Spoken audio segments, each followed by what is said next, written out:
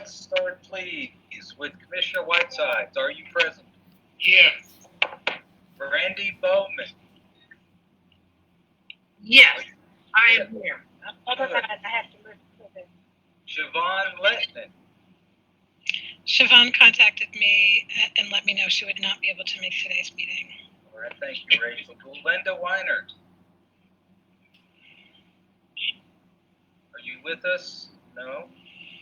Jane Hatley, I think I saw your face. Yes, here. Commissioner Beach Ferrara, you are here. Here. Gidada Wynn, are you here? Gidada? Kit Kramer. Kit reached out and said she may be running late. If we see her pop on, I'll let you know. Okay, thank you. Leslie Anderson. Present. Thank you. Misty Rising Cockbill. Present. Thank you. Philip Belcher. I believe that Philip also had a conflict this month. Okay. I am here. Commissioner Presley. Here. Thank you, sir. Susan Mims. Dr. Mims. How about Wendy Weber? Present. All right, thank you. Did I pronounce that correctly, Wendy? Yes, you did. Thank you. Yes, ma'am. Okay, that's it. I think we have a quorum.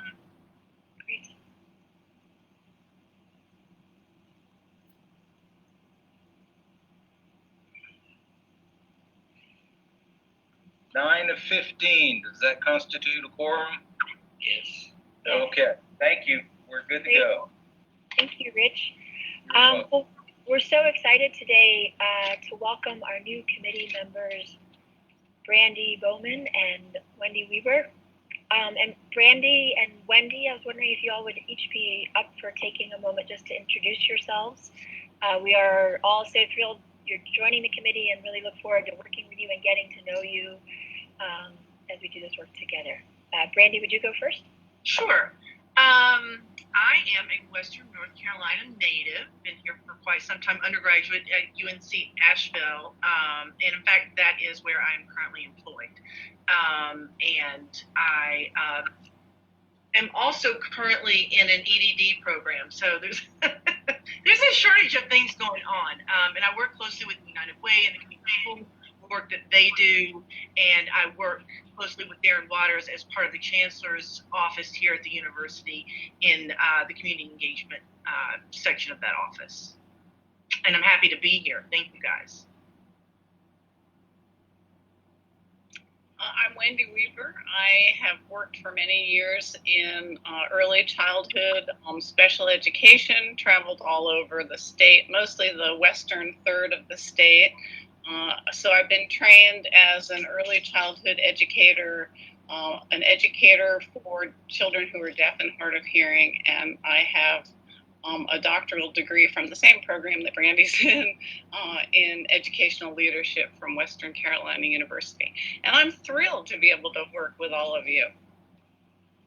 Well, welcome and thank you to you both. We are going to postpone review and vote on the minutes from our September meetings, just to make sure there's materials can be circulated and reviewed. So we will do that at our November meeting along with our October minutes. We'll move on now to old business. And the first item is taking some time to reflect and discuss the grantee cohort call we had on September 15th. Rachel, I can turn things over to you for that. You certainly can, although really I just slotted this as part of the agenda to give the committee an opportunity to talk with one another about any takeaways from that session. There was a lot of really good discussion as part of that session. It was fun to try the live polls, and it was a great way to have a large group together, and just wanted to give the committee a chance to discuss if there's anything you'd like to discuss.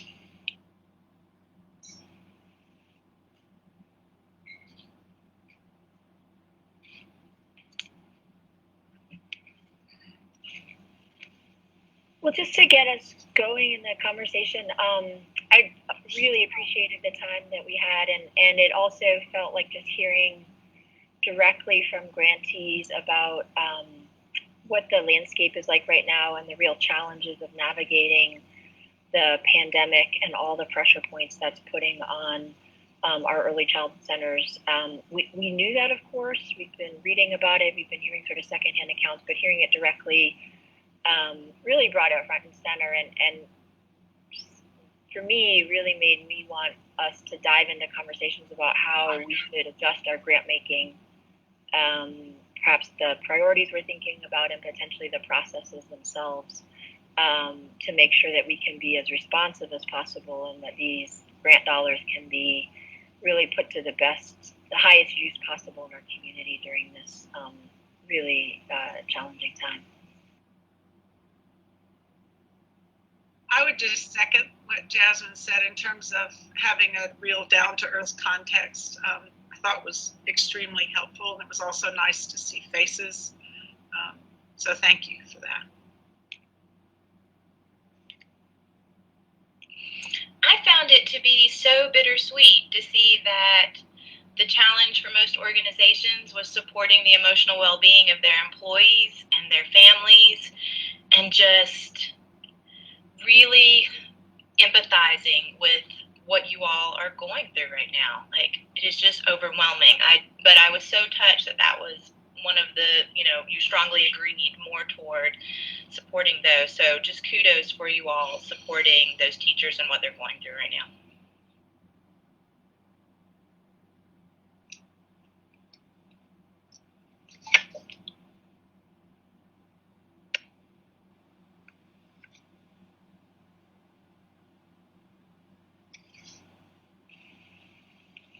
Any other reflections or comments?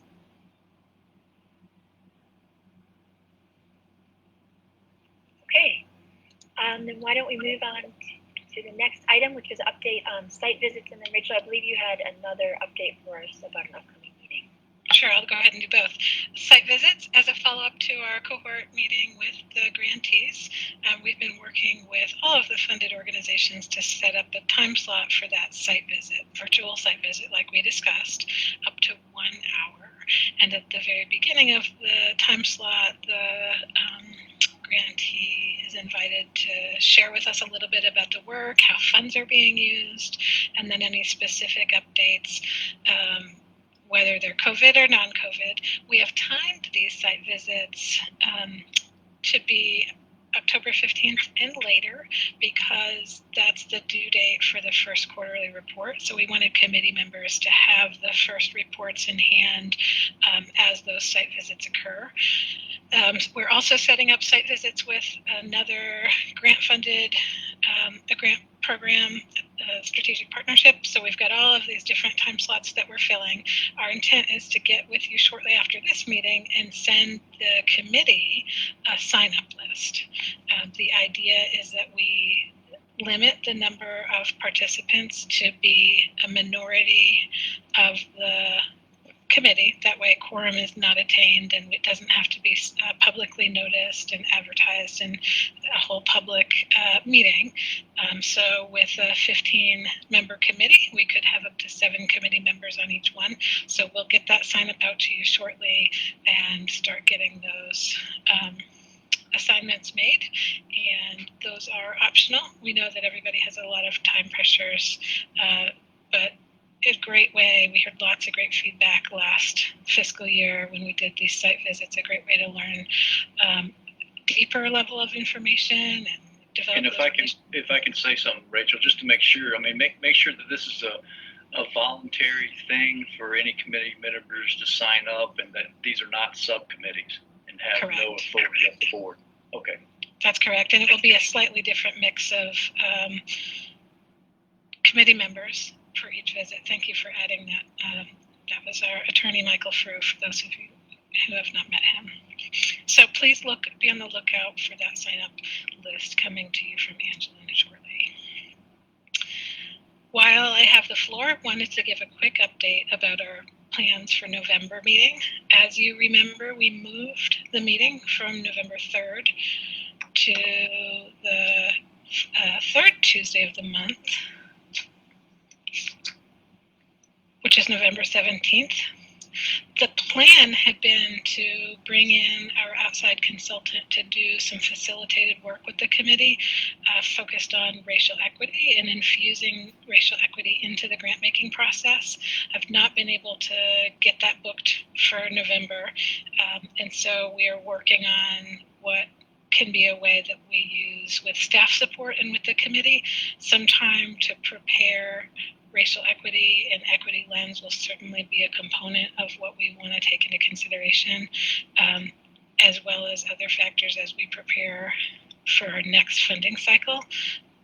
Reminder on that timeline, the application opens for fiscal year 22 in December. So we're coming up on the time of the year where it's time to get the application ready and talk about what grantee applicant support will look like, and talk about what outreach and community engagement will look like. So we'll queue that up for our November meeting. We had considered extending the meeting when we were going to have an outside facilitator. Because we don't have that booked, my recommendation would be we keep the regular time from 1 o'clock to 2:30. Great, thank you, Rachel. Does that thumbs up from everyone? Keeping regular time? Okay, great. Rachel, just for clarification, so does that mean that we won't have a consultant working with us, or it'll be in a different meeting? It's hard to say, Jane. Part of it is financial, not able to access financial resources within the county budget for funding this work at this time. Okay, thank you. Great, thank you for those updates, Rachel. And I'm really excited now to turn our attention to really the heart of our meeting, which is a panel discussion to really help us understand the state of early childhood and dynamics happening right now, that's been organized by Amy Berry and Deanna Lamott of Buncombe Partnership for Children. The panel features Jenny Weil, Michelle Rivest, Allison Miller, and Sheila Hoyle. I'm sure they'll each be introducing themselves, but we're just so honored and thrilled to get this time with you all, and appreciative of the perspectives and expertise that you will share with us. Thank you all so much.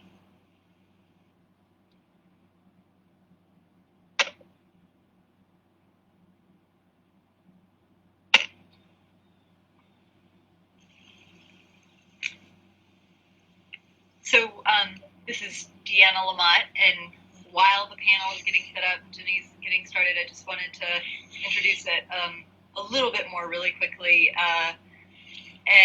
So I work with Buncombe Partnership for Children as the systems coordinator that this committee funds.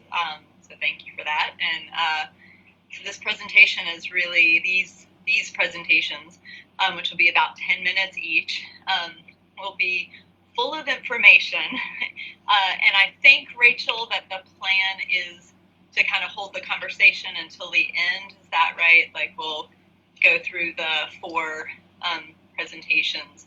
And so please be jotting down questions and thoughts. We'll have time at the end for all of that. But we'll start with Jenny talking about a real local Buncombe County context, and then the next 3 speakers will be focusing more at the state level around Michelle really focusing on policy and advocacy and opportunities there at the state level. Allison focusing on workforce and compensation issues.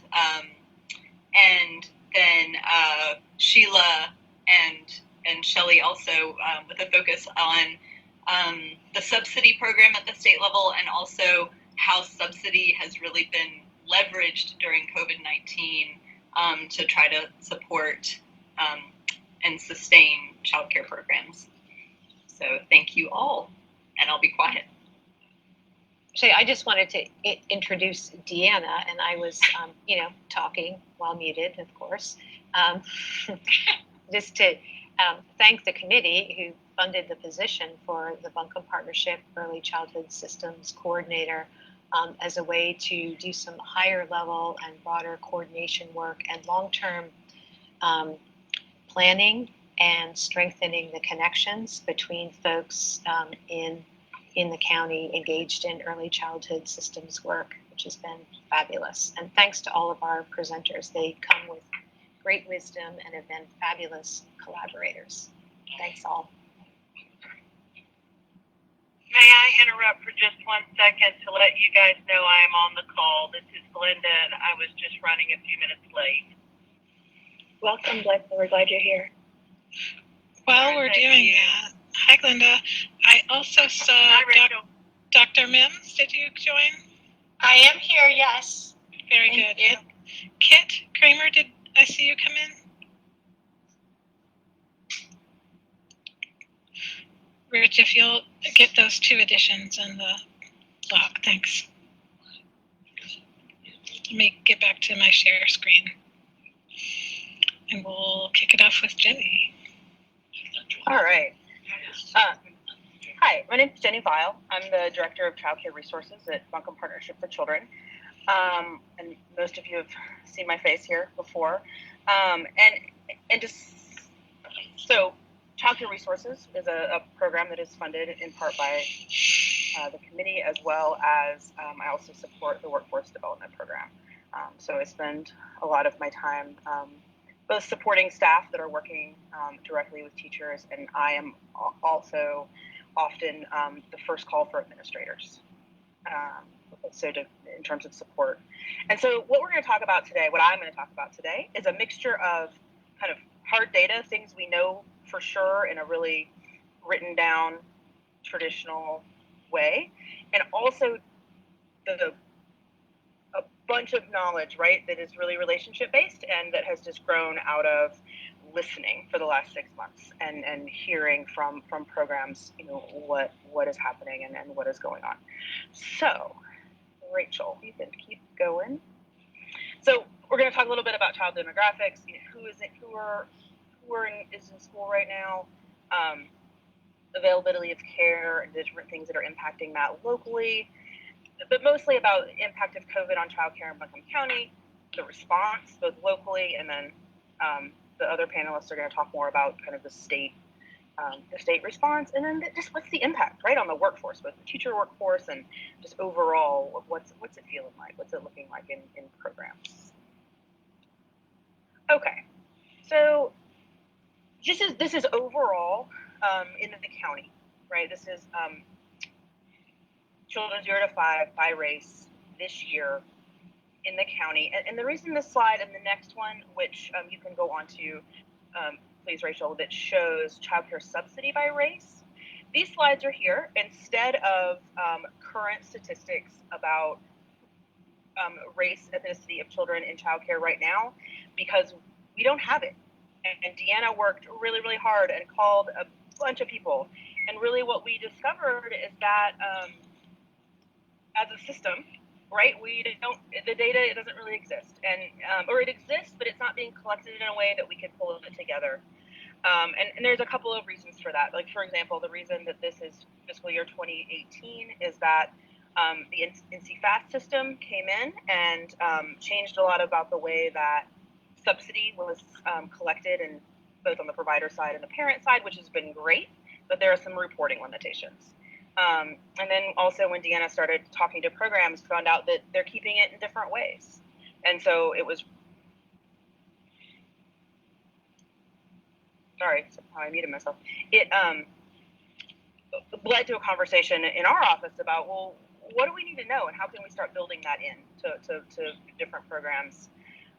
And one of the reasons we feel like it's really helpful, right, is that not only that Rachel asked us for it on behalf of the committee, but also that we want to, as we're looking at workforce development, we're looking at this teacher shortage that we have, we want children to have teachers that look like them, right? We want to be reflecting children's race in the classrooms. So it has implications for workforce development, has implications for fundraising, and also, paying attention to disparities across programs. Okay. This slide is just here. It's a whole lot. It's in the materials if you want to look at it. But just to start that with, pre-COVID, we had about 4,000 children in licensed childcare. Go to the next one. And when we're talking about licensed childcare, and most of the rest of the data you're going to see today is from licensed care. So that is everything from family childcare homes to all sizes of centers, and most of the data includes also school-aged care, which usually we separate it out. But because school-aged care during COVID has been such a huge important part of the way that the community and the programs have responded to COVID, right, and to the needs of working families, essential workers, and then everybody else when people started needing to go back to work, we the DCDEE, right, the Division of Child Development and Early Education, the state licensing body for childcare, it has been publishing a lot of data that is 0 to 12, and so kind of for clarity and ease, we're looking at all ages. Okay. So early on in COVID, so March, right? Most programs, kind of like the rest of the state, closed down. Second and third week of March.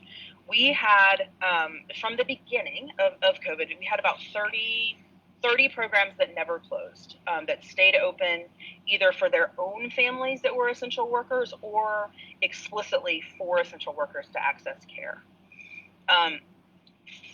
Of that 30, 35, 40, depending on the week in March and early April, 12 of those were family childcare homes. We had all but one of our family childcare homes stayed open the entire time. The other one opened back up in May. And actually since then, this is exciting news, we have had a brand new family childcare home open in Buncombe. We have another one that's slated to get their license in a couple of weeks, which is great, right, to be having some growth at this time. Centers that wanted to remain open agreed to meet certain guidelines and had to follow a whole bunch of things that have been, honestly, they're very, very important, but they've been very, very hard given the staffing needs for many programs. So they signed, they had to reapply to be open, and they continue to be held to these higher standards for health and safety and some COVID precautions, which clearly, right, it makes sense, but has been an additional administrative burden for everyone, right, and staffing. For example, things like not being able to move teachers from classroom to classroom, right, to keep those classrooms as kind of germ-free as possible. So it's increased those programs' administrative costs, that kind of thing. The other piece of this, that while in some ways COVID has made it a little bit harder to keep track of kind of more traditional data points, in some ways we do have some additional data around where programs are, or like where children are, right? Because there were daily attendance being reported, which we'll talk about in a minute. All right, Rachel. Okay, so this is what I was just saying, right? In February, pre-COVID, we had 113 open licensed programs that dipped in March and April. By May, back up to 55. The beginning of October, this is October 1, we were at 99. Now, this number is a little bit misleading because for example, the YMCA after school sites are licensed separately. So they are open and operating, but may not have all of their licensed sites open. Same thing with Community Action Head Start, that some of the ones that are operating in schools, they are doing virtually. So to our knowledge, we only have one program that has closed permanently in Buncombe County because of COVID. So this number is not as there's not been as many closures as this number suggests. Okay, Rachel, you can keep going. This is just enrollment over time. Okay, so these are just daily attendance reports from April, May, and June. Programs in April, May, and June. March, April, May, and June were sending in daily attendance. So, steadily went up in May. A lot of programs reopened in May. June kept inching up a little bit more.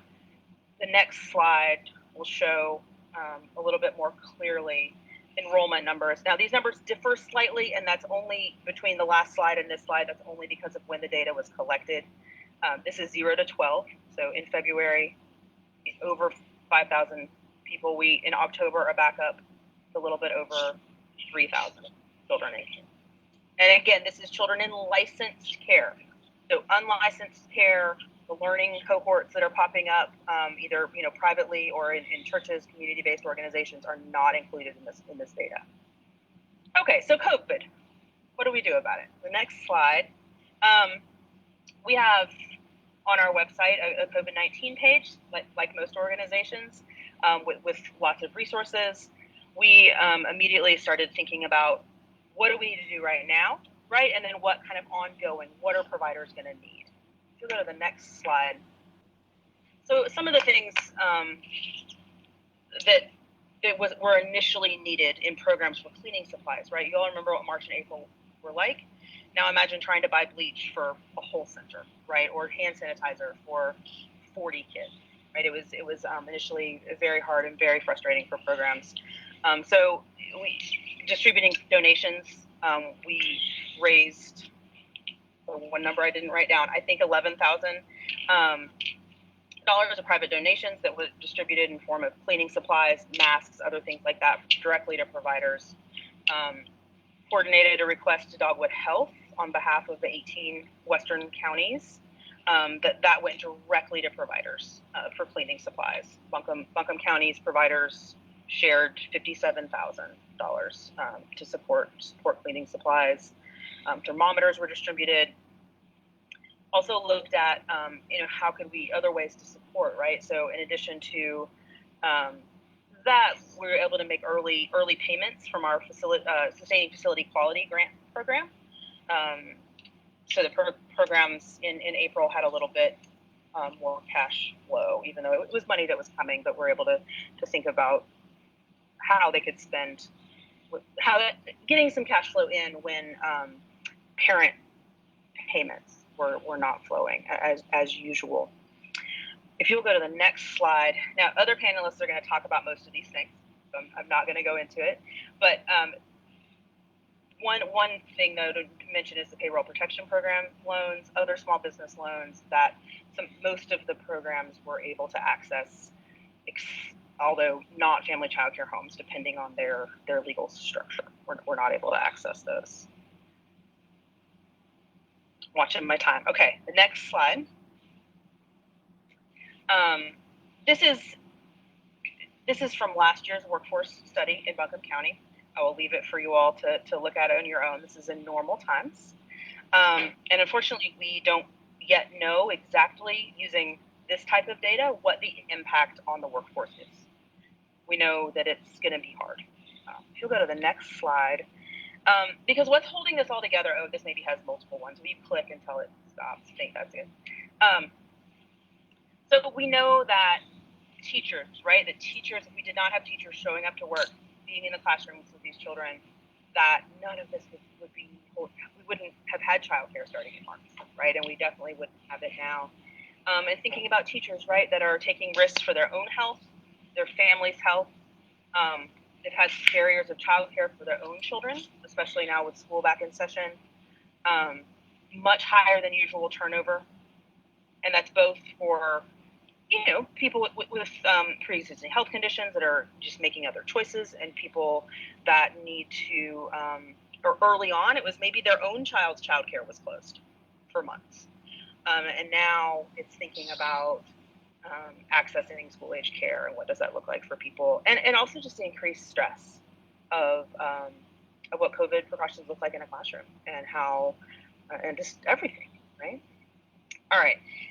If you'll go to the next slide, and honestly, the people that we are seeing the hardest hit by the pandemic in terms of childcare is our very small programs and family childcare homes, because, like I said, family childcare homes were not able to access the PPP loans. Often they did not have, because of the subsidy reimbursement rate for preschoolers in family childcare is lower than centers.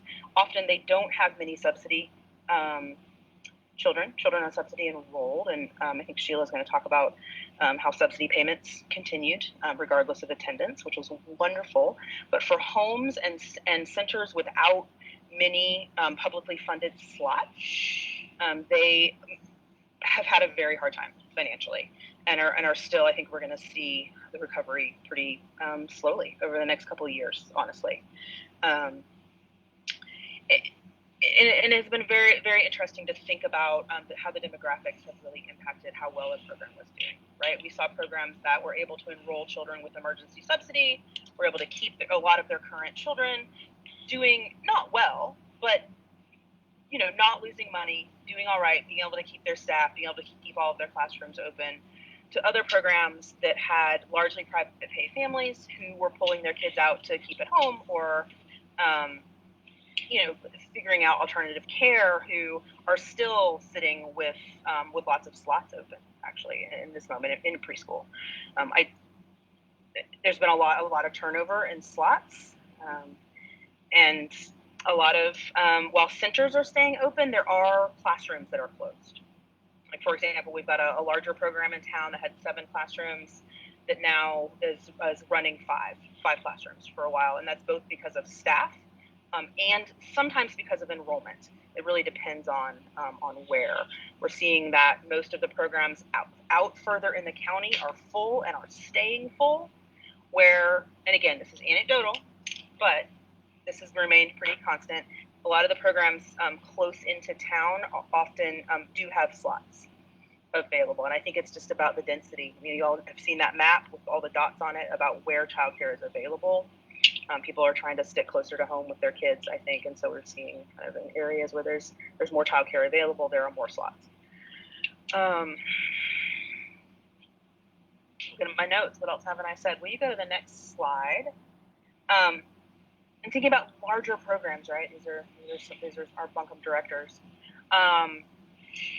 Hearing a lot of stress from directors, right? And even if the money has been coming, right? And they're so grateful for the subsidy funds that have continued to come into pre-K, Head Start, and early Head Start. Those funding streams have continued, but still just incredible stress on top of an already stressful job. Right? So looking at the pandemic really amplifying things that were already hard in terms of meeting regulations and in terms of for health and safety, in terms of staff recruitment. And I really, Misty, I really loved what you said earlier about, that supporting the emotional well-being of staff, because that has been the thing, right? Is these directors will say, Jenny, like, I've got all the things I need, I've got the cleaning supplies, I've got the PPE, I've got the kids, but I'm worried about my staff. They're so stressed, and kind of just really thinking about how to support one another throughout this whole time. And that is it. One last thing I will say, there has been a statewide hotline for finding childcare throughout this time. Initially, it was for just for essential workers, and it's now back to being the Mountain Childcare Connections 800 number that is always available for families to locate open slots.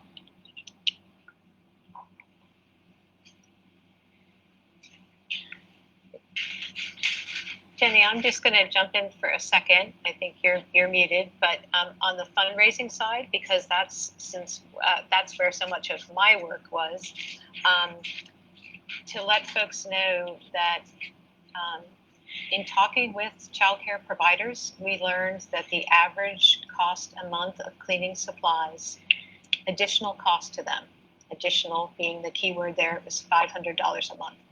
So providers did not have that money budgeted.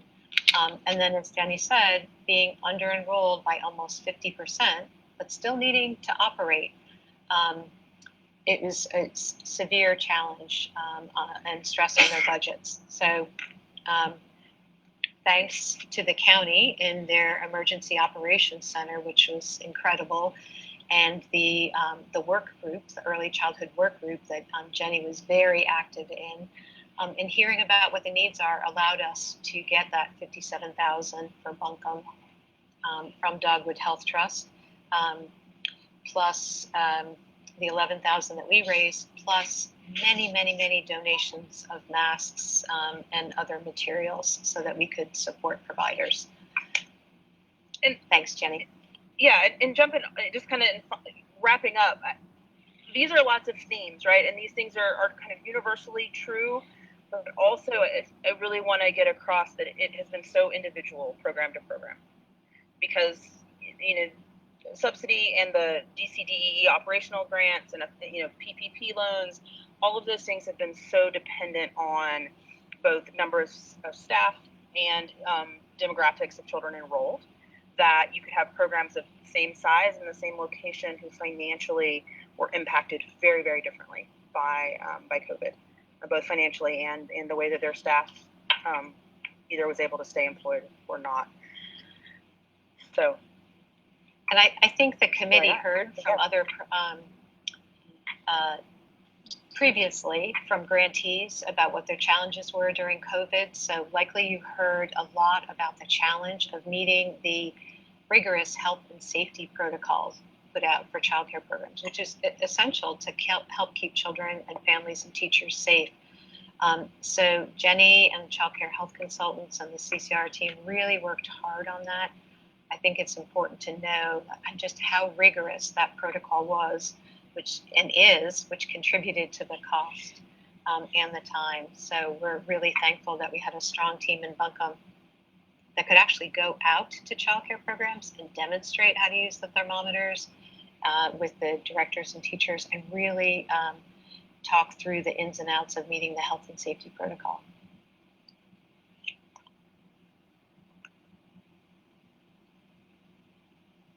Do you want to mention anything about the resources slide, or are we ready to switch to the next panelist? No, yeah, go on.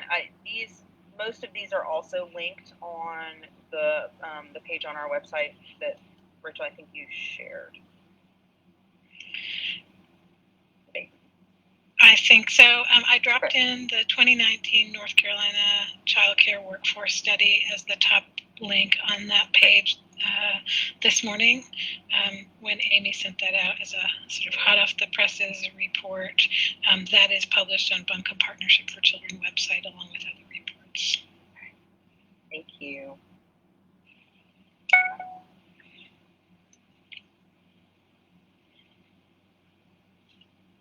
So we're ready for you, Michelle, if you're ready. Okay, great. Thank you very much to all of you for having me here today and the invitation from Amy to participate.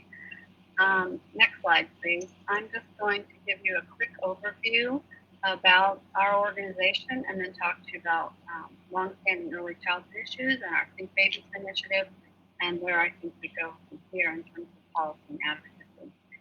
So the Early Ed Coalition has been around since 1990. We are now our own 501c3 organization. We've always been a membership association with the mission of ensuring that all children have access to high quality early care and learning in our state. We do our work, which is really focused on public awareness, education, advocacy, and lobbying. We're trying to highlight the proven power of early childhood education, whether you look at it from science or child development or brain research. We know that for return on investment, early childhood works. And we want to share that information with parents and professionals and policymakers so that we can advance the system and take it forward. We, since 2018, have been a proud partner in the 0 to 3 Think Babies effort and the Pritzker Children's Initiative Infant Toddler Collaborative. Next slide.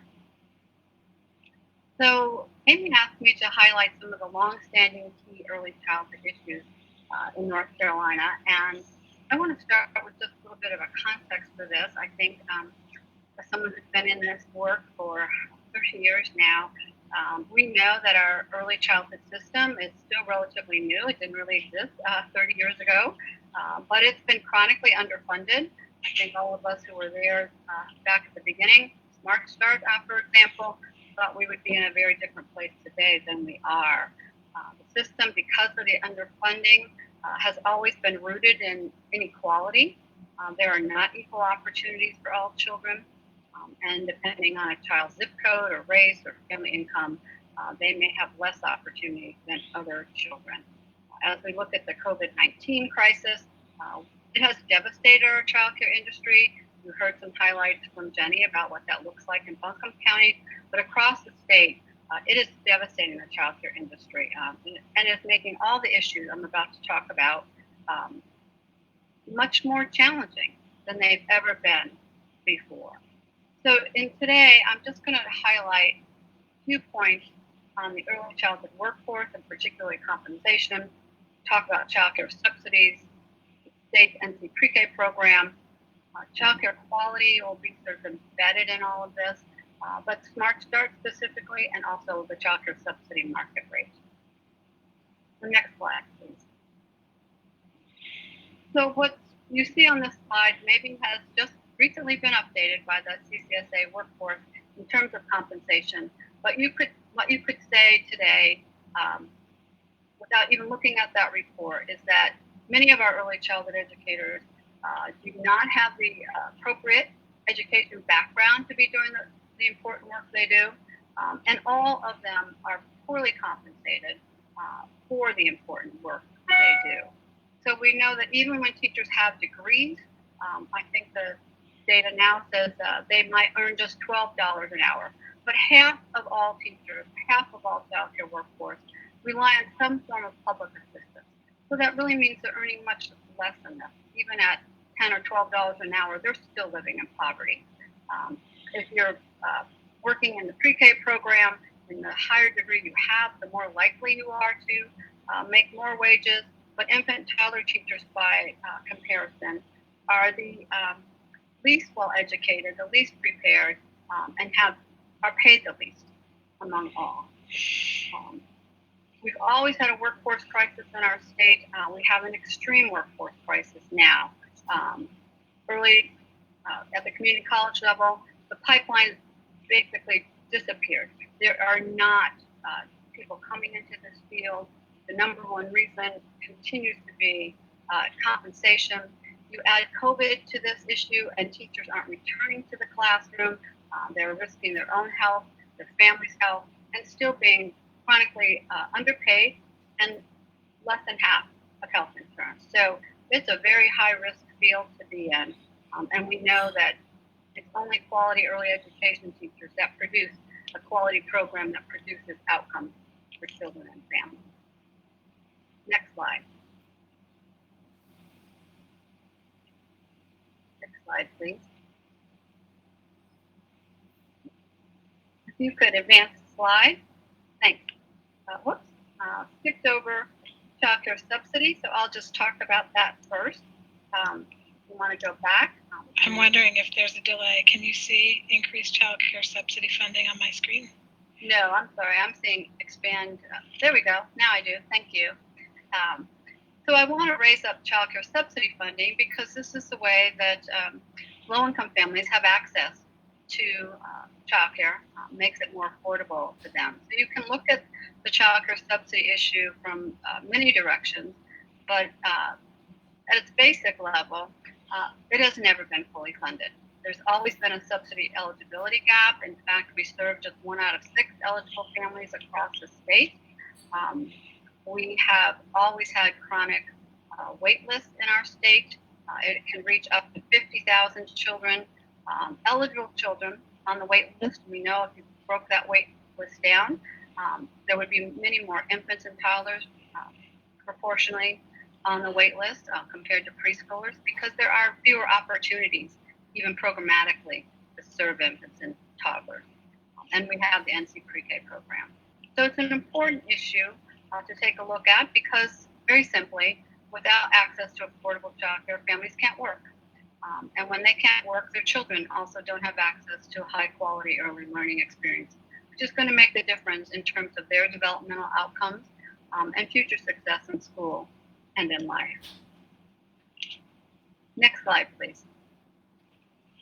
I want to turn next to our NC pre-K program. You know, this is the state's signature pre-K program for 4-year-old children in our state. It was started in 2001 under Governor Easley. It has grown.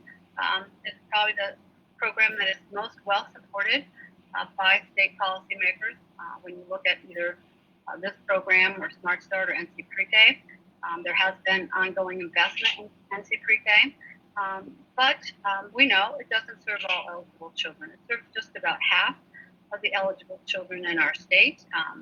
And I think the most concerning thing about this, despite increased investment by state policymakers in this program, this is a state-funded program, there were 44 counties that couldn't take advantage of the expansion funding made available in 2017 and 18. And that is simply for a variety of what we are now calling capacity challenges. Rates are so low. The state funding is inadequate. It only pays 60% of the cost, even at top end, because it was always supposed to leverage additional other dollars. So in fact, Smart Start pays the majority of the other dollars. Very few communities, I know you're looking at it differently in Buncombe, but very few communities have local resources to invest in their pre-K program. So low admin rates, and it's all done on a reimbursement basis. So there's no upfront funding to help a program get started or developed or funded, or have the resources to attract and retain a qualified teacher. So next slide, please. I wanted to touch on Smart Start funding. I think of Smart Start as one of the big three early childhood programs in our state. It is the infrastructure for our early childhood system, available in all 100 counties through 75 partnerships, like Buncombe's Partnership for Children. It has been on a steady decline in state funding. At its peak in 2001, $231 million, currently just at about $147 million in state funding. That presents all kinds of problems, but mainly it just says to you, I'm sure very clearly, that there is limited capacity to address the community needs, and particularly now, the COVID-19 crisis. So funding for this program has stalled out. There has been, the only recent funding for Smart Start has been through the Dolly Parton Library, so a dedicated expansion of a particular program within Smart Start. But we rely on Smart Start to address not only the early care and education needs of children and families, but children's health and supporting families through home visiting and parenting education programs and other types of family support services. Next slide, please. I want to come back to child care subsidies only to highlight an issue that I know is a big concern for Buncombe County and is also a big concern for counties across the state, and that is the way that we set our child care subsidy market rate. We have established this process over 30 years ago. It's ridiculously complicated, 100 different county rates by 3 different age groups, by all 5-star in our 5-star licensing system. And so here is the most inequitable, among the most inequitable approaches we have in early childhood education. Because of that, we need to establish a baseline below which no county will fall. There has to be some equity built into this, and there isn't any yet. Many challenges to changing this. I just highlighted a few of this. It's never been based on the true cost of care. So until we add what it really will take to pay teachers a living wage and give them a professional benefits package, this will never go further or be any better than it is now. Very expensive to change the rate structure. We are making progress, though. We're studying this. We're getting some consultants in to take a look at alternative approaches. And it may be that in 2023, we will have the results of those studies and be able to do something about this then. So next slide. So I just quickly want to say, we are already at the coalition thinking about our policy agenda for 2021, 22, and beyond. I think at the top of our list has to be the COVID-19 childcare crisis. How do we rebuild, strengthen, and sustain the early childhood system that has been so devastated? Every county was a childcare desert before COVID-19. We know the infant and toddler care was even more rare, and I think we'll see programs closing, even though they're maybe opening now. When programs are at less than half full enrollment, they just can't make their budgets work. I think we're also looking ahead to, we could be entering a recession in the state, and we know that there is a budget shortfall now. It ranges anywhere from $1 billion to $5 billion, depending on the estimates. So, how will we maintain what we have now and build the system back in the midst of a looming fiscal crisis? I've mentioned that North Carolina pre-K program capacity issues. We need to fix what's wrong with that program for it to be able to go forward. Expansion won't even happen, can't happen until we do so. And then last, I just wanted to quickly mention the Leandro court case. I'm sure you've heard about this. This is the second time around that the courts have declared that North Carolina needs to be able to provide a sound basic education to all children, starting in early childhood education. And so the state will be developing short-term and intermediate and long-term action plans for how to do this, but we know it will center on Smart Start, NC Pre-K, the workforce, and early intervention. So all of these things will be on our agenda. Next slide, please. I'm going to quickly focus on our Think Babies agenda and tell you that Think Babies is a new initiative in North Carolina, started in 2018. The purpose is to promote public awareness and policy solutions for the critical issues facing babies and their families. So it's really rooted in brain science that we need to start early, and we need to start much earlier than we ever have before. So next slide, please. We're focusing on infants and toddlers because the early brain science is clear. You all know this. Really because of the quality of relationships. Babies develop and learn through their relationships with all of their adults. All those relationships are incredibly strained right now under COVID. So, babies' brains don't wait. We have children being born and growing up in a time of COVID without access to the right kinds of resources and relationships. And certainly, family time is always stressful and a stretch with a new baby. But when you add all of these other kinds of factors that so many of our families face, poverty, food insecurity, lack of health care, etc., this is the toxic effect that is produced on a child's development. Next slide, please. Our work is guided by the Think Babies North Carolina Alliance. It's 20 organizations across the state, including public government. We have the Department of Health and Human Services and the governor's office on our alliance. And we're all working together to develop and promote public awareness, but also very specific public policy agenda. Next slide, please. And our policy agenda is really focused in three buckets. What all babies need to thrive, we say, are healthy beginnings, supported families, and early care and education. We want our policy agenda items to express urgent need, to be research-based, science-based, know that they'll make a difference if enacted. This isn't a report that goes up on a shelf. We want this to be a consensus agenda that we will take action on, and we have. Next slide, please. So here are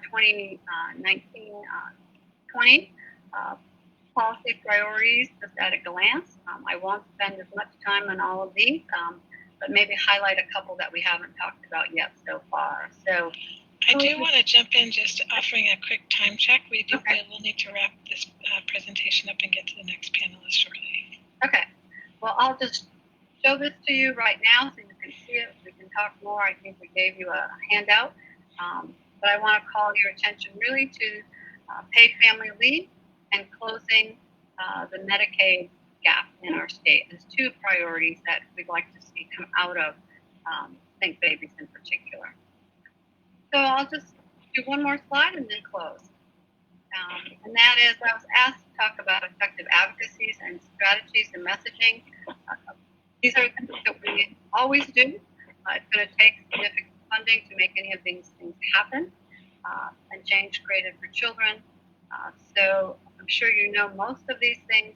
It's really important, I think, to share consistent messaging about these issues. So in addition to brain science and return on investment, I think we can clearly add now that childcare is essential for child development, for families to return to work, and for our state's economic recovery and prosperity.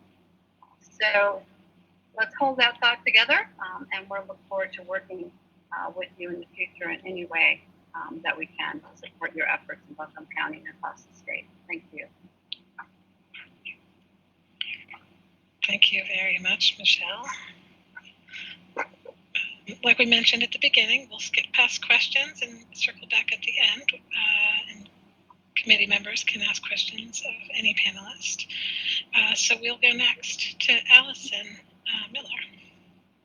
Hi, and thank you for having me today. Again, I'm from Child Care Services Association, and I was asked to very briefly discuss workforce and compensation. So I'll actually be touching on a couple of the things that Michelle has shared. The next slide, please. We have mentioned today that there is a brand new workforce study available from the Child Care Services Association. I'm really excited to highlight some of that data. This data is from 2019. It was just published, but the reports are up on our website now if you are interested. We know that 62% of the teaching staff in the state have at least an associate degree in any field. That does represent an increase from the last workforce study where it was at 58% in 2015. 40% of these have degrees specifically in early childhood. We also have a slightly increased hourly wage at $12.04 for teachers and $11 for assistant teachers. That does represent slight growth, but still not nearly what they need to meet the basic fundamental needs, and we'll talk more about that in just a minute. We continue to see that increased pay is associated with degree attainment as opposed to just coursework, with the level of degree itself and with the focus of education. So early childhood tends to earn more than education in other fields. And we also continue to see, as Michelle mentioned, that infant toddler teachers tend to be less educated and they earn less per hour despite the fact that they're working with children when brain development is at a peak. Next slide.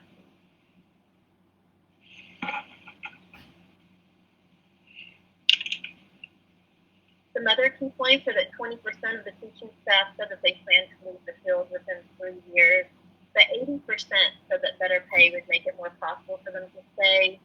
38% have accessed public assistance in the past 3 years, and that remains largely unchanged, which is very unfortunate. 14% work a second job, and 21% have no health insurance from any source. Next slide.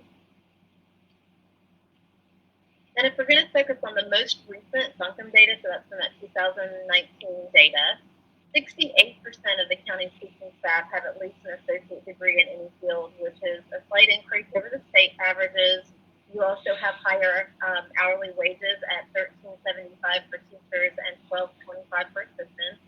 And 24% of the teaching staff said that they plan to leave in the next 3 years. And some of your other key bullets are very similar to what we talked about with the state. And I will mention here that I'm focusing on the teacher data. Amy did ask me to share that we now have the workforce study, and the Buncombe County report is on our website as well. There is data on family child care providers. That is aggregate data. It's not county-based. It is divided up between suburban, rural, and urban, and it's based on the classifications from the NC Rural Center if you want to look at that data as well. Next slide, please. We have made progress with education in North Carolina, and we're, of course, very excited about that. And one reason is because we do have supports available for them, like the Teach Early Childhood Scholarship Program. This is administered by Child Care Services Association, and it's funded by the Division of Child Development and Early Education. And you can see the 5 components of the scholarship program here. Early educators can access a comprehensive scholarship, and they're going to get help paying for credit-bearing college education. When they complete that contract, they may be eligible for a raise or a bonus. They have access to a counselor to help them navigate the college system and to really be their champion throughout that process. And in exchange for that contract, they do commit time back to the field. So there's a commitment period that helps with retention. Next slide.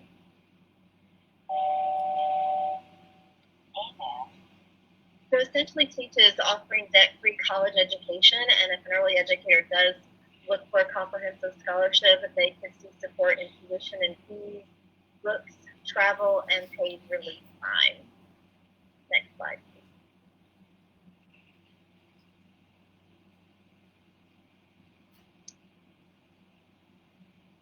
I'm not sure if it's not moving on my screen or anywhere. There we go. So let's talk a little bit more about compensation. I mentioned that we know from the workforce study that teachers are earning on average between $11 and $12 per hour, and yet the amount that would be needed for one North Carolina employee with one child to meet just basic fundamental needs, so no luxuries, is more than double that at $24.73 per hour. And it's even more than that in Buncombe at $25.51. And you can also see here the discrepancy between the earnings of a public school kindergarten teacher working 10 months and an early childhood teacher working for 12 months. Next slide. I think we're all familiar with why early educator compensation matters, but I just want to hit on a few key points. If we go back to there we go. It truly is a matter of economic justice. We know that early educators deserve to earn more for the education they have and the important work that they do. We also know that the field is almost entirely women and largely women of color in many counties. We know that turnover has a negative impact on children and that children need an educated teacher in order to have quality care. But if we want to have an educated teacher who stays, we really do have to be prepared to pay them what they deserve. We know that when a teacher is facing poverty, that they simply can't be as effective in the classroom, and that low salaries really do have an impact on program and classroom quality, as well as on teachers' health and well-being. And of course, teachers deserve to have a professional field where they're going to get increased pay for increased knowledge and skills. Next slide. We're also familiar with many of the challenges. Obviously, the most important is that parents who are the primary buyers of early childhood simply can't afford to pay more. And yet there's little or no public funding or policy that is targeted specifically to compensation. And what this often means is that early educators subsidize the field with their low pay. Inadequate funding forces that whole quantity versus quality conversation when buying early childhood, and that may seem even more to be the case right now with COVID-19, but we really have to stand firm and say we cannot compromise quality because children deserve nothing less than high quality care. Also, the lack of compensation makes it difficult for workforce boards to embrace early childhood as a viable career, and as we've already discussed, you may be even hearing that from colleges who are reluctant to offer it as a degree track because of the low earnings that someone receives when they graduate. But it is a viable career not only because of the importance that it has for children, families, and the economy at large, but also there is a career ladder. And we do have this Careers in Early Childhood directory on our website at Child Care Services Association that talks about those opportunities if you're interested in looking at that. Next slide. We do have several compensation opportunities in the state, and I'm just going to highlight a couple today. We do have a voluntary salary schedule that provides some guidance to child care programs about what might be a fair hourly rate to offer a teacher based on education. This salary scale was developed by a group of statewide stakeholders through a project called Moving the Needle on Compensation that was managed through the Early Childhood National Center. And it was done with quite a bit of research in the field to really inform that salary scale, and it has been shared with the Division of Child Development and Early Education. We are going to continue to work on the opportunities for using that salary schedule because we're getting ready to embark on a second phase of Moving the Needle on workforce issues, and North Carolina's been selected to participate again, and I'm sure that will be one of the things that we'll be focusing on. The state also has 2 statewide salary supplement programs that are administered by Child Care Services Association, the Child Care Wages Program and Infant Toddler Educator Awards, and I'm going to talk briefly about both of those, but want to mention that they are also included in North Carolina's Leander Plan that Michelle mentioned, this is part of a response as to the legal mandate that children have access to a sound basic education, and these programs are seen as a way to enhance the compensation of this critical early childhood workforce. Next slide. Wages and awards are education-based salary supplement programs. We offer annual financial awards, again tied to an individual's level of education, and we issue those awards in 2 installments, each after an individual completes at least 6 months in the same child care program. They also encourage additional education because the more education someone earns, the more money they can receive through their supplement. Next slide.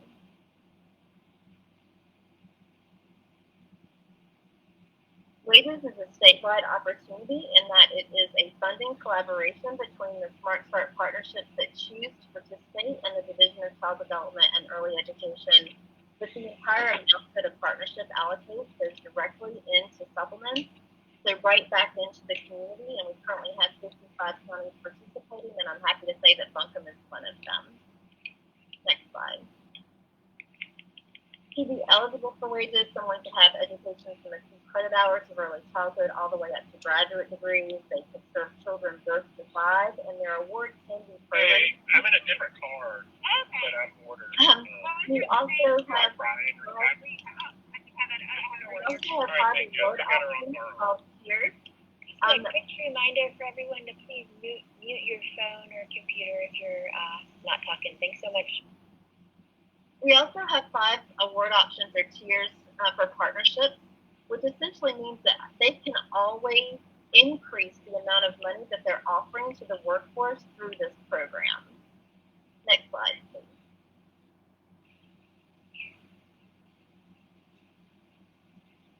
Next slide, please. Are you seeing participant voices on the screen? I'm not, but if you are, I will say that those of you who are seeing it, this is just an example of some feedback from Buncombe participants and wages. I won't stay here in the interest of time, but there is so much feedback in our annual report that is posted on our website. So next slide, please. We're now.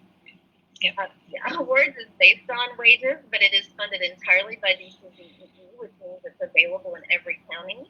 The awards range from $2,000 to $4,000 per year, and to be eligible, teachers or family child care providers would need to work with children birth through age 2 at least 35 hours per week. So this is for full time. Work in a facility with at least 3 stars, and this is for degreed early educators, so they need to have an associate degree with at least 24 birth to 5 hours. And next slide, please. This is just a brief overview of those 2 programs, but I'm happy to talk to anyone more about them if you're interested, and that's my contact information because I realize I'm not going to have much time today. Thank you very much. Thank you very much, Allison. I'll advance it next to the slides from Southwestern Child Development. We've got both Sheila and Shelley with us. Thank you, Rachel. We are delighted to be here today. My name is Sheila Hoyle, and I know many of you who are participating this afternoon, but for those of you who we may not have worked together, I work in Jackson County, and we are primarily a subsidy administrator for 10 of the counties in Western North Carolina. Our agency's been around for a long time, in fact, since 1972, when I started as a social worker at the Haywood County Department of Social Services. So I usually say that subsidy is what is near and dear to my heart, although we do lots of other things now. We run daycare programs. We do the Nurse Family Partnership Program. We have a Family Resource Center. We do resource and referral. If you live in a rural community, you find yourself doing about everything that comes your way in early childhood. I'm joined by Shelley Ledford today, and Shelley, many of you may know, she is our reimbursement coordinator, and she's going to help me if we have questions because she's our technical expert and truly understands how this works when it comes down to the money. I'll give you overview, and Shelley can answer questions. When I talk about the Child Care Subsidy Program, and they've asked me to speak not only to the statewide perspective, but also to the local perspective, since we are the subsidy administrator for Buncombe County. So I'm pleased to do that. I think we always want to start that presentation with how many.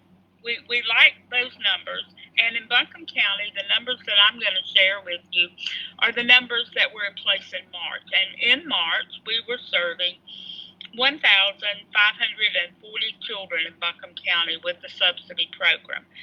Another thing that I've always been proud of in Buncombe County, it was a high employment county, and 88% of the children who were participating in the subsidy program were there because their family was employed. We also had high numbers for education and training. The developmental needs carried out the other categories that were there. Your providers in Buncombe County, I find this to be a very unique thing. We have large providers. Allied Home is your largest provider, and they currently serve about 122 children each month. That's a big facility for Buncombe County. The other thing that I find really interesting about Buncombe County is that we have 29 providers who serve one child. That may be a family daycare home that only has one vouchered child, or it could be a provider that is actually out of county and we purchase care for that child. Because, for example, if a family works in Hendersonville, then they may carry their child with them and choose a provider that's in Henderson County. And then if so, we contract with that out-of-county provider and do what works best for that family. We also may serve a foster care child who's placed with relatives in Mecklenburg County. And if so, then we contract and make an arrangement and pay out of county. So there are some unusual, not unusual, but there are counties, there are providers that are not in the county. The size of the program is about a $10 million program that's been pretty consistent over the years, and we spend about $10 million a year in just the subsidized child care program. Currently, we're really glad to say that unlike many of our sister counties in North Carolina, we do not have a waiting list in Buncombe County right now. We're real pleased. We do have at times. Amy asked that I share just a little bit of trend information with you, and we looked back at 5 years to kind of see if what we could see in terms of state numbers, and what we found that for the past 5 years, our numbers statewide have been pretty consistent. We've been serving about 70,000 children per year in the subsidy program. It might go down to 68, it might come up to 71, but a pretty steady number there. The waiting list, she asked me to give some trend information on that. That was a little bit harder to do because, number one, the waiting list varies by what month you look at it. Obviously, in January, when employment is at its lowest and fewer parents are working, we're going to see a lesser need for child care in Western North Carolina. In the summer, when tourism is at its peak and more people are working, that number is going to be high. And the numbers over the years have ranged probably from a high of about 56,000 to 20 to, and I think right now we're even down as low as maybe 16,000. So it varies from the time of year and from county to county. I'll mention just briefly, you have an informational sheet in your package that was mailed to you that's a one-page flyer. Amy asked me to do the impossible, which was to put the subsidy on a one-pager, and we did that. So that's in your package, and Rachel, you'll just have to invite me back another time, and we'll go through that package and talk about what's there. The part that I want to do for my COVID presentation is I want to share with you information about 5 of the projects that the North Carolina Division of Early Care and Education offered to providers to help them make it through the COVID-19 times. And we want to go back, Rachel, to that first slide. I'm kind of slow getting into my slides. Got it. I just was afraid I wasn't keeping up. No, that's fine. That's fine. What I did to put some local flavor to this was I looked at our subsidy providers in Buncombe County, and I chose 5 providers that I have visited with over the last 2 or 3 days to find out what are your specific circumstances. The providers that I chose I chose providers who would be different kinds of providers, different sizes, and by different operational status. So I chose Elida Home, and that's the largest provider in Buncombe County. I chose one of our corporate child care centers, one of Child Care Network programs that serves 93 children. I chose Hominy Valley Daycare Center up in the Hominy community, which serves 27 children. I chose Verner because of the variety of services and high-quality programs that Verner has. They're currently serving about 19 children. And I chose Children's Center at Graceland, and they serve 5 children because I thought this gives me an insight into all different kinds of programs, and I can ask this variety of questions and say, so what was your personal impact? I thought it was real interesting as I went through understanding about who serves, because often we talk about the 29 programs that serve one child, but it's also equally interesting. We have about 100 providers in Buncombe that work in the subsidy program. The other end of the providers that serve one child is that we have about 30 centers that consistently serve 20 or more children who have a voucher. So that was a real interesting piece. The first program that DCDEE put in place was called a Subsidy Stabilization Program. Most of us know that child care programs operate on just an absolutely fragile financial foundation. I can't even explain how fragile it was. So when the enrollment and the attendance started down with daycare centers, and the first thought was our centers will close, they will not be able to open back up, they will not be able to retain their staff, they'll not be able to retain their buildings. And so for those of us in subsidized child care, we feared a true crumbling of the provider industry that would support working parents in our state. So the first program that we advocated for and worked on, and I can't say enough about Michelle and her board and her group with the work they did, and also with Allison and what they've done. These have been true voices that spoke to what child care programs truly needed. The stabilization approach was a really good program in that what it did, it said in February, most of the centers in Buncombe County were enrolled at their highest enrollment. We're going to freeze what your payment was in February, and we're going to pay you again in April and in May, and we're going to pay you that same amount to stabilize your program. And then if you open, we will also freeze that payment and pay it for you in June and July. This was a tremendous thing that happened to our programs. As I talked to providers, what I certainly heard was that this saved the day. When I talked with Elida, and Jessica gave me permission to share her information because all this was done by formula. It was done by formula that had lots of variables. It basically talked about size of facility, star rating of facility, but it was all done by formula in Raleigh. She received a stabilization payment of $93,000, and she said that absolutely was what kept her center going. As I also talked with Marcia Whitley at Verner received a different stabilization payment because they were closed during the time, but they still had costs that were incurred, and we certainly wanted to make sure that they would be able to come back and still continue to be a strong part of the early childhood system. They had a stabilization payment of $17,000. These were federal child care dollars that came into Buncombe County to help us keep our child care system strong.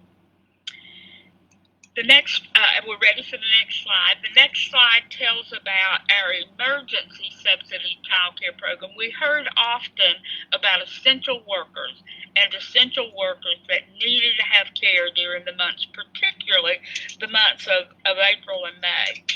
we started this program that had different eligibility guidelines, and it also paid our providers at a different rate. You notice that infants were paid $1,200 a month on the subsidy, on the emergency subsidy program, and regularly in Buncombe County, that rate is $922.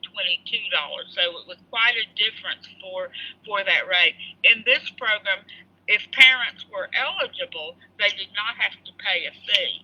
When I talked with Andy Gibson at the Hominy program, Andy said they wound up, because of the community they were in, the firefighters and the EMS people that came to their center because they were open and could provide that emergency care, he said they wound up serving 36 essential families, essential children from essential families in their center.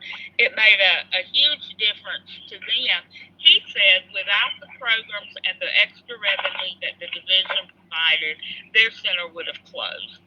And he said it was the stabilization pieces that did that.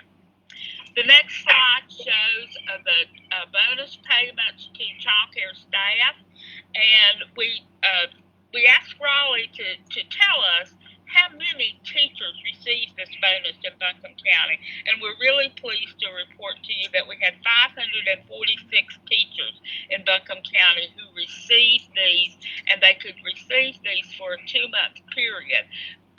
So they could have received up to $1,900 as a bonus for being willing to be an essential worker and to come in to come in and continue working at their center. Operational grants was the next program that the DCD did, and that program provided money during April, May, June, and July based on if or not centers were open or centers were closed, and it had a huge range in the amount of payments that came through. When I talked with Jimmy at Children's Center at Graceland, she said had it not been for the operational grants, she said, I don't know what we would have done. She said we didn't have the kind of reserves at our center that would have let us stay in place. They got 2 operational grants based on when they were open and when they were closed. One was for $16,000, one was for $11,000. She said the things that they had to work with was they had to close classrooms. Even when they opened back up, they had to close classrooms, one time because of low enrollment, one time because of having a child who had an exposure in his family for the COVID-19. The last thing that I wanted to share is the DCDEE policy changes. And as somebody who has implemented policy and has helped write and work with policies on the state level, this was the best thing that could have been done for families. We made changes in how we took applications. We had social workers who certainly were in the building. We had social workers who were working remotely. But what we did was we reached out to families in a new way in terms of how they signed their applications, how they brought their documentation to us, and how they obtained verification. As I talked with my social workers and I said, what was your feeling about this? Do you feel as secure that your eligibility is done well? Tell me what it meant to you that we changed this. And to the one, every social worker's comment was, we had more contact with our families. Our families called us more often because they understood what a bargain this was to be able to have this kind of working relationship. And she said, I think we've had better communication with our subsidy-eligible families than we ever had. Some of the other specifics that changed was, I'm sorry, Rachel, if we could go back just for a second, was the recertification for subsidy. If you were eligible for recertification and that date came up in March, April, May, or June, then you were automatically extended for 12 months. Also then number 3, if your employment changed, you had the chance to have an additional 90-day extension. And then the biggest thing that happened was parent copay were waived during April and May, and then they were also waived for June, July, and August. To the one, when I talked to these 5 providers said to me that the best thing that happened was the waiving of parent copays. And I thought, this is so indicative of the people who work in early childhood with their own businesses being at risk. What they valued more than anything was that the program came up with a way to have parents not have to make that fee payment, and they loved that. Rachel, I know my time's gone. I wanted to give just at least a heads up and an acknowledgement of the county for the great work that they did with the remaining CARES money. And you may know through some of the media coverage that we've had that Buncombe County put $400,000 into an expanded eligibility program for non-eligible subsidy families to receive care from now through the end of December, and again without a copay. Now there are eligibility requirements and there's income requirements, and you come in the door of subsidy, but if you are ineligible for subsidy, then for the next 4 months we have this wonderful opportunity. And I think Buncombe County just has been extremely progressive in saying these families are certainly not out of crisis at all. I tried to watch the clock on my wall. I hope I was close. It was a lot of information I wanted to share, and I enjoyed more than anything my conversations with the 5 providers. What an awesome opportunity. Thank you. Thank you to all of our presenters today. It was a great balance of lots of good data as well as the experience that you've had, and I loved your approach of reaching out to some of the other folks that work directly at various points of the system. I will pass it back to our chair to wrap us up. Unfortunately, we won't have time in our agenda for questions, and so that's something we'll have to think about how to handle after the fact. I would ask for a check-in on public comment. Yeah, great. Might I suggest that if people do have questions, they could perhaps email them to Rachel, to you, or Angela to distribute to panelists, and then the written responses could come back to the full committee, maybe? Happy to. Okay, thank you. And yes, thank you so much for that incredible presentation. It's really great to get to do sort of a deeper dive on some of these questions that we're dealing with, and we appreciate you all sharing your time and expertise. Let's see, is there any member of the public on the call who would like to participate in public comment?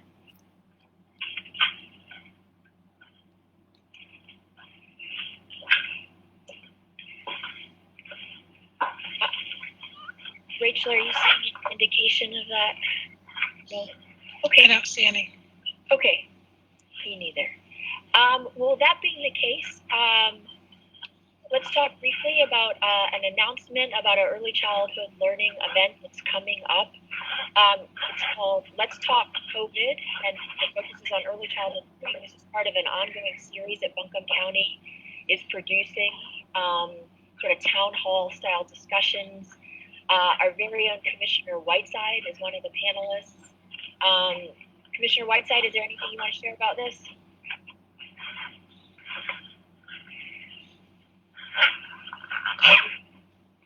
No. I had to unmute. I'm sorry. No, I look forward to participating. I hope everybody can listen. Okay, great. And that will be October 13th at 5:30 p.m. I can live stream it directly from Buncombe County's Facebook page by going to that link directly. And our next meeting, again, will take place November 17th from 1 to 2:30. There'll be an online meeting. And just to reinforce, we will not have a meeting the first Tuesday of November because that is election day. We want folks to be able to fully participate in that day. Rachel, any other items we need to address before adjourning? No? Okay.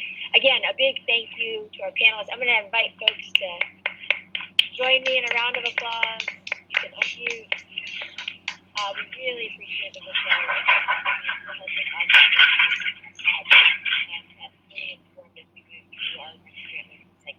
I will look forward to seeing everyone on November 17th and being in touch, I'm sure, between now and then. Thank you.